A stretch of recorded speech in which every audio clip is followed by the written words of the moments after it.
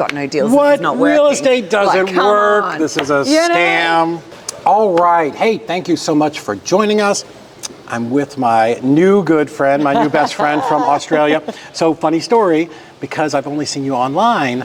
In my brain, every time I said your name, it was Alicia, and I heard you. And I heard you. Life, no. And you said it the first time, or when we were on that Zoom, and I'm like, oh, I'm saying her name wrong. So now I have this huge I'm self-conscious about every time not saying somebody's name wrong. Test. What is it? Alicia. It's Alicia. God dang it! I knew it wasn't going to be right. Everyone calls me AJ because it's just so much easier. Oh my goodness. Go with AJ, folks. Yeah. Well, I poured Dan in here earlier. I'm like, Dan, I'm not even going to take a shot at your last name. Zerdalovsky. I'm like, I'm just not going to do that. I hate embarrassing or butchering people's names. So, we're here in Dallas. We are. We're here. But you're from Australia. We are. That's funny. That's the snappy accent. Wasn't it on day one where, can't remember who was saying, we're about to introduce someone that's flown a fair way. Like, who's flown further than and you're like getting ready to stand up. And it's like, whoa. But yes. But then the guy from South Africa. Yes, Is that exactly. further? Has anybody I don't know. I think it depends which way around the globe you go, right? But long trip to get here, but totally worth it for coming to see people in person. What brings you here? Well, as you know, we're real estate investors here in the US, but we also, our main business that we have is doing a marketing service for real estate investors, and that's actually a bigger business now than what our real estate business is, which has been really fabulous. So a lot of this over this trip was coming here to Investor Fuel. We've got the Heroes Capital Raising Summit next week, and then we've got Family Mastermind in Tampa. So this has been a really fabulous trip to really get to know our partners and collaborate, join arms. So let's go back a little bit, because you were just telling me you were in corporate America. Like, how did you start? Like, you went to you go to college, I would imagine, right? So I went in Australia, it's different. We say we go to university. University, because they're fancier than us, people here in America. So I went to university. However, I never finished. Really? I got a little bit of the way in, and I think the entrepreneurial spirit was there pretty early on in my career. Got a little impatient with the whole process? I did. I got 12 months in, and I was like, this study thing, I think I'm just going to go and work. Yeah. So I went and started. I got 12 months in, and we started drinking. Yeah, well, that was that too, right? We did school the home game. Living out of home at 18, and it was like, come on, it's great, because in Australia you can drink at 18, so I'm not sure if that's a good thing or a bad thing. Yeah. But long story short, went and started my career. I won't go into the detail about that. Came out of the corporate world about a decade ago, started my own consulting business. Well, tell me, what did you do in the corporate world? Because I bet there's some stuff that... Yeah, no, it's totally different to what we do now. The only synergy would be my corporate environment. I was in HR, so human resources and organizational development. Okay. And then I started my own consulting practice in leadership development and training. And you don't think any of that translates to where you're at today? Well, it does, because I do a lot of speaking. Yeah. So for me, speaking on a stage is easy. Like, I love it. Speaking on podcasts and things like this, Not me. It gives me incredible anxiety when I'm up there. But really? You were natural? No. You were so good. So nervous. I was up the back like, yeah, David. Yeah, well, I do appreciate that. It was good. So, but none of it's related to real estate, and none of it relates to marketing. Yeah. So I think... But I'm sure there's skills that you learn there, organizational and... Yeah, but I think that kind of, when you're a business owner, those skills are kind of with you no matter what you're doing. But what's been really interesting then is over the last 8 years since we've been doing stuff here, I've had to learn a lot, but that's also been fantastic. So what made you leave the corporate world and go to real estate? Like, what even prompted that thought in your brain? Time. Like, a lot of people get into different businesses for money freedom and time freedom. I already had money freedom. Like, I was in a really good paying job. Nice. I left that to go and start my own business and get into this. So, you put the money was that a little freedom scary? It took me 2 years to make that plunge. Yeah? Did your family say, 2 years you're of crazy? Yeah, pretty much. But they said that, but in the background, very supportive all the time, which is wonderful. Sure. Mum and Dad, if you're watching, thank you, Mom and Dad. But I wanted time freedom. I wanted the ability to be able to work from anywhere in the world as long as I've had a laptop and a phone, and you can't get that when you're in a job. Yeah. And by the way, I use the term job as just over broke. Right. Because I know a lot of people that are in a W-2 or a job, and they just live paycheck to paycheck. Yeah. And I just kept thinking, there's got to be more to it than this, right? Yeah. Like, how did the wealthy people get wealthy? Yeah. So you're in the corporate job, but like, what was the thing that said, oh, I'm going to go in this direction? Was there a book, or was there somebody you talked to, or somebody you knew? Or It was actually Tony Robbins. Really? Okay. I'm a big Tony Love Robbins him. fan, Love him. and I read Awaken the Giant Within. This is about Powerful. 15 years ago now, Yeah, I'd say. yeah. And I've read that and I was like, yeah, there's always been something else in me that wants to do more, be Yes. more, have more. That is all of these things. Of all the entrepreneurs that I've known, and for me too, that's the same thing. That's the common There's a denominator. yearning, right? Everyone, and I say this about me, because I used to think it was just me, like I was special. But I always knew that I was going to do something. I didn't know what it was. When I worked in retail stores, I thought, well, I could be the store manager, I could be the district manager, I could be the vice president. Why couldn't I be the president, right? Or, you know, whatever it was. I always just knew there was something. And it took a little while to figure out that real estate was the thing. But that is exactly what every single person that has any kind of success, it's always the same. And I think it comes from a place too of when you're in that job, and I had some great jobs and things that I really loved, but there was never that feeling of fulfillment, of total satisfaction, of like, yes, I'm in the right place. Yes, 100%. Like absolutely, there's just some driver that's within you, inside right? you, right? And that's what drives you forward. So you get into real estate. Like, what was your first foray into all of this? Well, real estate here in the US. Like, let's focus on that. First foray was to do some fix and flips in Florida. First place from Australia, yes, from the other side of the world. Yeah. So we had a realtor on our team. We bought some properties virtually. We put a team in place and we flipped some homes, just like you do on the television, That's right? crazy. I know. And we had a hold, we had a rental that was actually really great as well. But it was our last house that we did that almost killed us. It was one of those deals that we strayed away from our strategy. Our strategy was to do affordable housing, looking at Section 8, looking at things that were a bit easier. Right. And then they didn't have to have the high finishes, right? Yeah, you don't need it. It's like if we can put a family into a house and they win and we win, well, that's got to be a good thing. And then our last house, we deviated from the strategy and went past this house in Jacksonville, Florida, and we drove past and we went, oh, that's for sale. Let's go have a look. Yeah. We ran the numbers and we thought, oh, this is going to be beautiful. We're going to do this great house. Took more than a year. It was very stressful. We lost contracting crews. We had thefts on site. You name it. If it could go wrong, it did go wrong. Yeah. And after a year, we broke even. And I was like, well, at least you broke even. Yeah.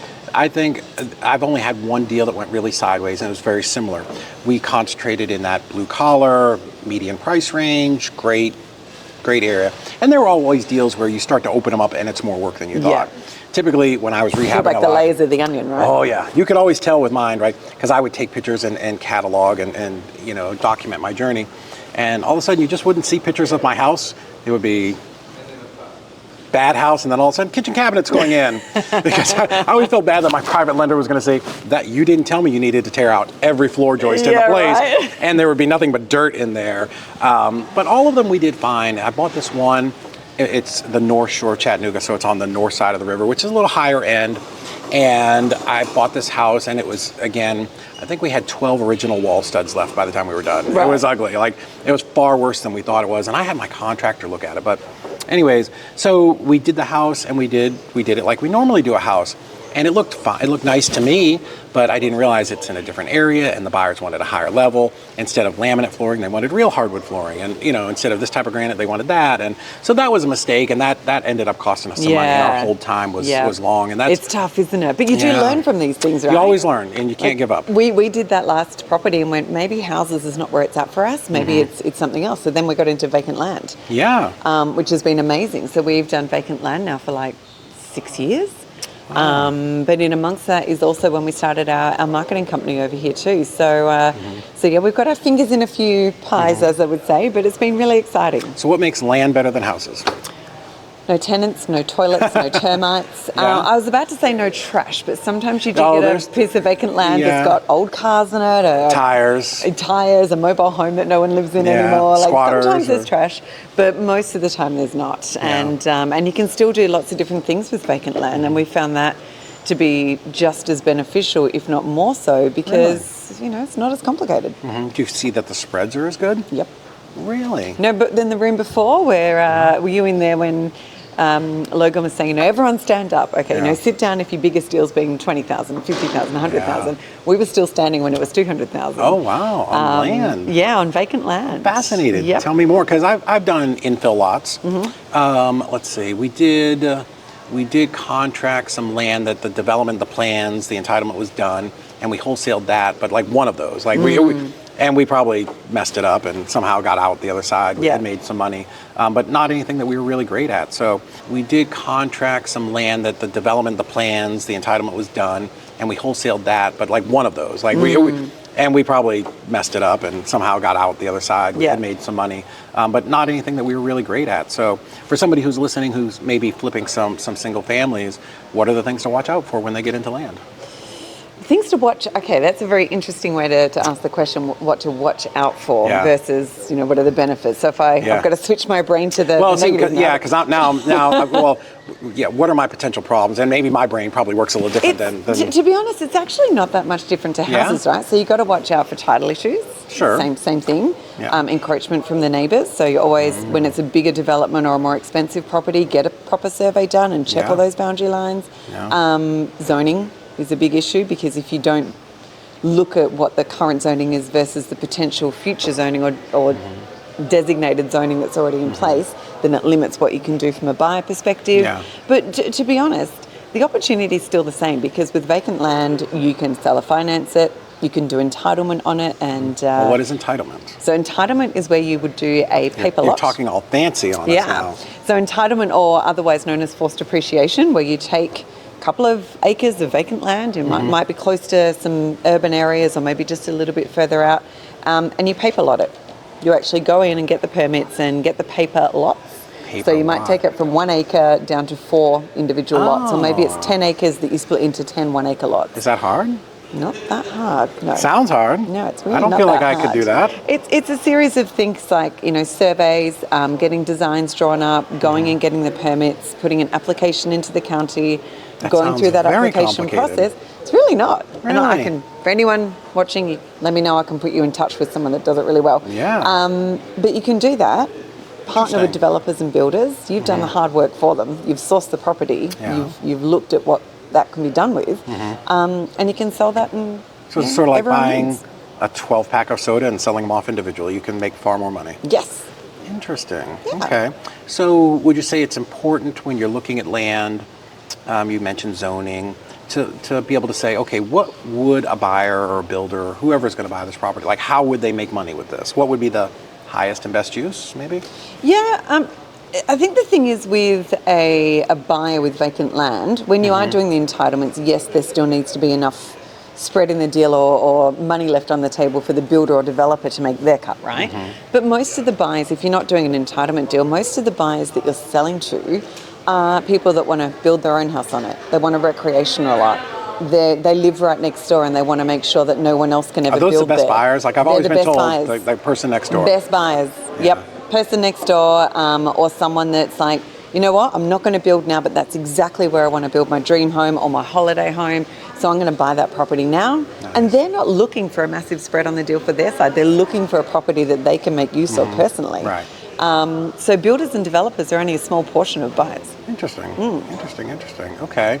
I feel like all of the permitting and the dividing up sounds like it would be a lot to learn, or like... Yeah, it's really not that hard. And I think, like anything, we come to events like this where you and I were talking before we pushed record about how good it is to meet people and build your networks and broaden that. Through our networks, we've met some amazing people that's all that they do. They don't go and source the land, but you bring it to them. It's actually a guy, Mike, he's here in Dallas. We're meeting him tomorrow for lunch. Okay. And he will do all of the actual... the hard stuff more than anything. Like he will liaise with the right people to get the permits, the designs, etc. And then we joint venture with him on a deal. Is that common in land where one person brings the deal and then somebody else does? Not really. No? Like in vacant land as well, if you think about the single family home market, it's pretty saturated, right? Yeah. Vacant land is actually not that saturated yet, and particularly at the higher end where you've got people doing 6 or 7 figure deals that are bigger properties, there's not that many people in the space. Really? So it's a nice space to be in because it's not too competitive. You can still get deals really well. You can utilize services like what I was talking about with the entitlement. Yeah. And you can partner on deals quite easily. So yeah, it's been great. So your company, and you do a lot of the marketing to help investors who want to buy land. What's the name of your company? Supercharged offers. Supercharged offers. Okay, and you do marketing and We and all do. of that. We do. We basically have a done-for-you acquisition service, Dave, where all that we want the real estate investors to do, and it's not just vacant land, we can do it for everything, but majority of our customers are vacant land because that's what we do. Yeah. But all you need to do is tell us where you want to do deals, what kinds of deals. We'll make sure the strategy's all dialed in. When a lead comes through, build that relationship, close that lead. Everything in the middle, from your data, your direct mail, your digital marketing, so building out sales funnels, socials, branding, websites, you name it, running ads, all of that stuff in the middle, we do for you. All of it? All of it. So we become Holy like your smokes. fractional marketing team. Yeah. And we just want you to focus on closing those deals and building those interesting. relationships. We're at the other end of the spectrum. Yeah. Where once you have it under Which contract. is why we partnered, right? Yes, we Yeah. want to get them all closed. So we'll get you the leads and Yeah. the deals. Once they've got that signed, sealed, and delivered, we hand them to you guys to do the closings. So with your clients, do you help them? Let's say, like me, because I know nothing about land, I can do houses and I can pick markets and all that. But will you help them if they say, hey, I want to do land, but I only want to do infill lots? Like, where should I go? What should I do? Like, how to help them kind of guide them? Or? Yes, to a degree. The whole where should they go and what should they do, the what should they do bit we can help them out with. Where they should go, we always say to our customers, it is up to you to do your research, your due diligence, to understand the market that you want to go in.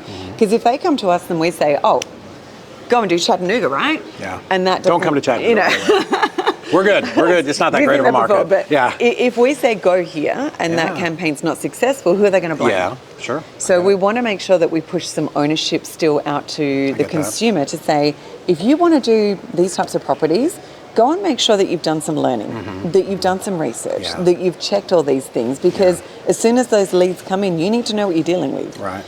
So, but in terms of what they should do, we can definitely help with that, because again, one of the main things we do is that consulting side, where we'll sit down with our customers and they say, well, I want to do 5 deals a month at $20,000 a deal. Yeah. Great. Okay, so let's look at what the county has in terms of properties available.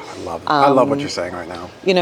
Let's reverse engineer the numbers. So if we know that you want to get that many deals and what the average conversion rate is, let's talk about how much budget you're going to need for that. You're helping my soul, because we are very big believers in a couple of things, and one of them is start with the end in mind. Yes. Like in when I've coached people on dispositions, we literally draw a timeline. And we're like, let's start at the end. Yep. What is the end? We do too. Getting paid. Fantastic. Who's paying us? I get it, the title company, but it's a buyer. Awesome. What types of buyers are there? What do they want? Great. Let's take that information and let's put that in the top of our funnel that we put pineapples on the top. Pineapples come out, not grapefruits, right? Love it, love it, love it. We're the same. And one of the big things that we will often talk about with our customers is, the average return on investment time is about 6 to 8 months. So you've got to go into this business knowing that you need to market for month 1, 2, 3, 4, 5, etc. You've got to keep that going. The deals that you're closing in month 6 and 7 will be because of the conversations you had in month 1 or 2. That's right. You can't get into months 1, 2, and 3 and go, oh, got no deals. What? This is not working. Real estate doesn't work. On. This is a scam. So that's one of the things that we really do up front, is manage that expectation, set that strategy, like you said. So we work backwards from 6 months minimum. So at 6 months, what deals do you want to be closing? All right, well, what do we need to be doing every month in the activities Gosh, I love that. leading up to that? I think that's so important, because it's easy in our industry to only show the success.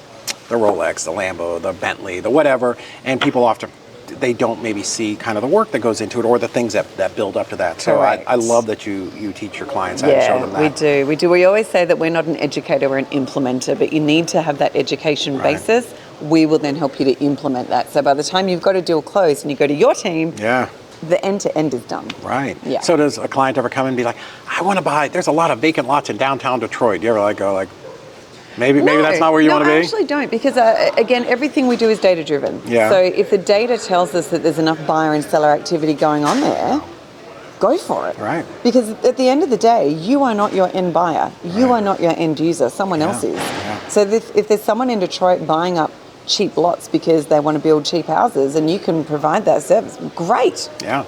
You So know? a couple of funny stories I tell people. I'm like, listen, if I was to someone was to give me an ice cream truck today, I'd be like, I love ice cream. Big guy, I love ice cream. And I love chocolate and vanilla, right? So I would stock my truck with chocolate and vanilla because that's what I like.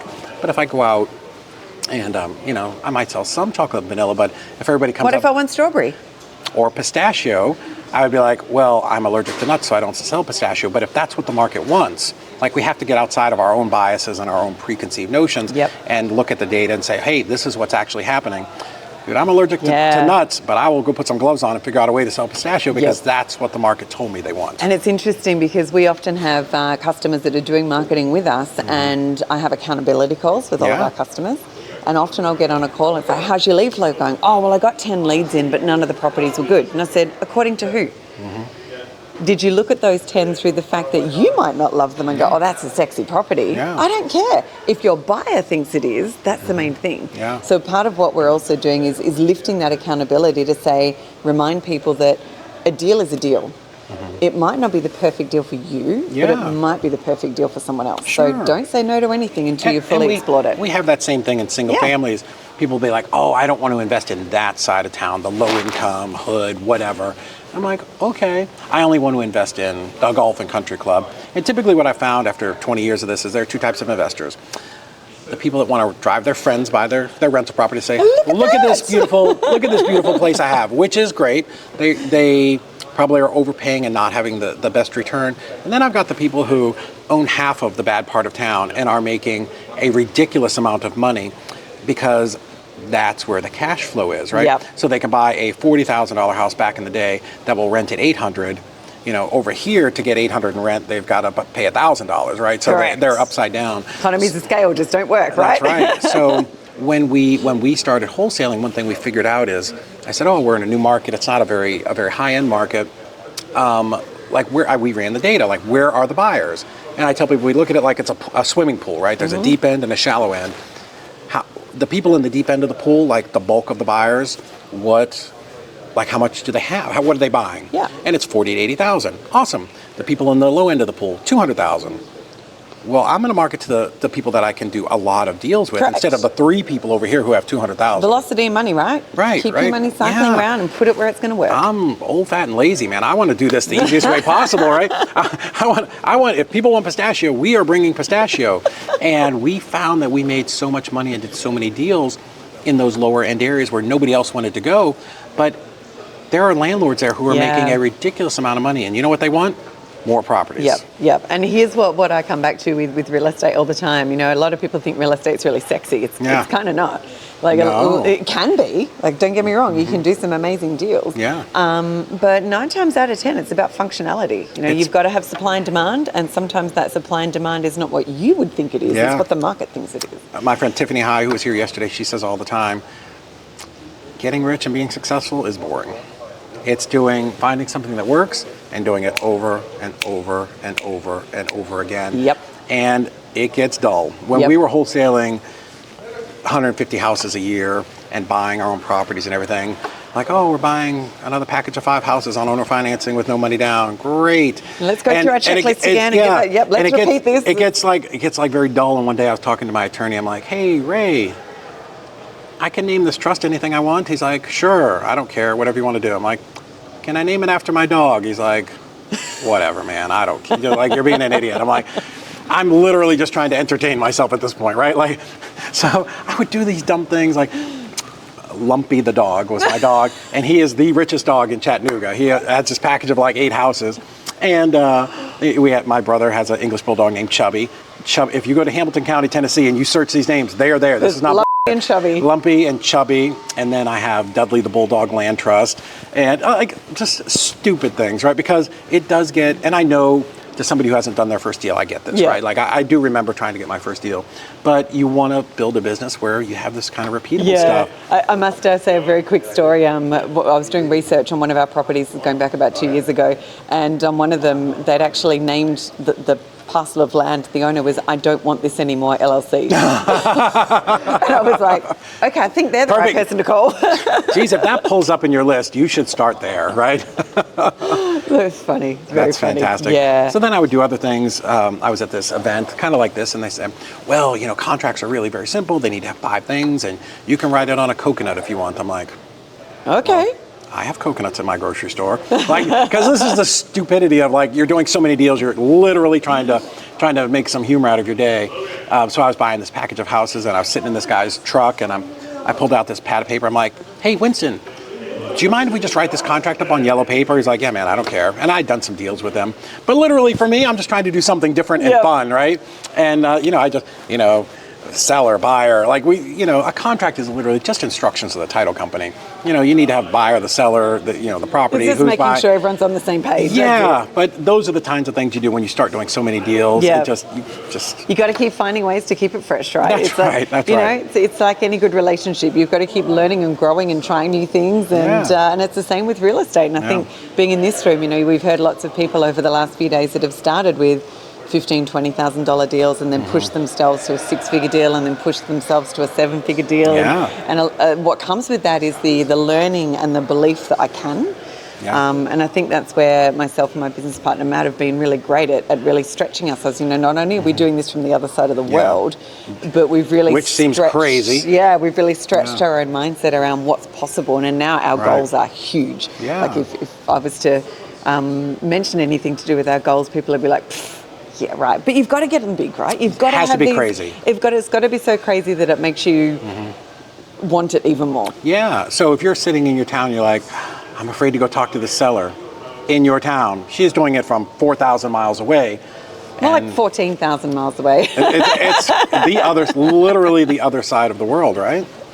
So it is. So you have the marketing service, and you have is there coaching or accountability? Like, what is the other side of that? We're not doing coaching as such. I do partner with quite a lot of coaches in the real estate space, and we become the implementer. So they're doing a lot of the hand-holding, emotional support, things like that. We're doing more of the accountability of, did your leads come through? Yes, great. What are you doing with that? What's the bottlenecks in your business? Perfect. So we often say that, yes, we're a marketing company, direct mail, digital marketing, etc. But we're also an accountability / business development company. Yeah. So once you're with us, we do hold you accountable, say, we're going to implement these systems that are going to get you leads, but you're not going to turn around to us in 2 or 3 months' time and say, this isn't working. That's not on my watch. I love that. And that just shows that you care about your clients and you want them to be successful. We want them to get results, yeah. Right. People, we heard a stat in there before that was... Raphael was talking about that within the first year, 87% of real estate investors give up. 100. I thought it was 90, but I'm good with 87. We go with 95. Yeah.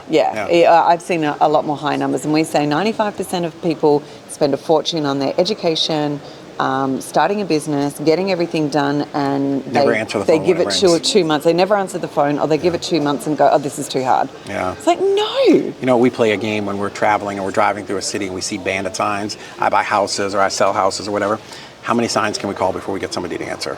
Usually it's around 5. Yeah. And then no calls ever trickle back in a couple days later. And it's stunning that as somebody who's done thousands of bandit signs, it's a lot of work. Yeah. You got to answer the phone. It's a marketing work. This is a relationship business, not a real estate business. Brent Daniels said it the best, right? Talk to people. You have to talk to people. Yep. TTP. TTP, baby. We were one of his first students. TTP. Wow. Okay. Yeah. So I love everything that you're doing. So if somebody wants to get involved in this business and they have a little idea of how to do some stuff, they should go to superchargedoffers.com. Okay, awesome. And you can help set them up with their marketing. And you really specialize in land. We really do specialize in vacant land, but we have done all asset classes. We've done campaigns across self-storage, mobile homes. Oh, really? Single family, we can do it all, but we seem to attract a lot of customers. I think it's because we're in the land space. We do a lot. I do feel like land, even with our clients, is becoming more and more. Yeah. It's starting to inch up. In Texas, for some reason, does feel like the hub of where they do a lot of land stuff. There's lots of stuff going on. So you can go to superchargedoffers.com, jump on the website there. You can book into one of our information sessions. You can get in touch with me direct at Alicia@superchargedoffers.com. So what about people that just want to follow you on Instagram and hear the fascinating accent? Yeah. I'm on Facebook, and there's loads of different videos on Facebook and Instagram. So again, just Alicia Jarrett or Supercharged Offers, both of those. Alicia. I'm going to practice out, and I'm going to come to Tampa. Just go with AJ. I'm going to. AJ. I know. I want to. It just sounds so much cooler, right? It does AJ? sound cool. You got the jacket going, and the hair, and the nails, which are amazing. I'm going to come to Tampa though and have it right though. All right.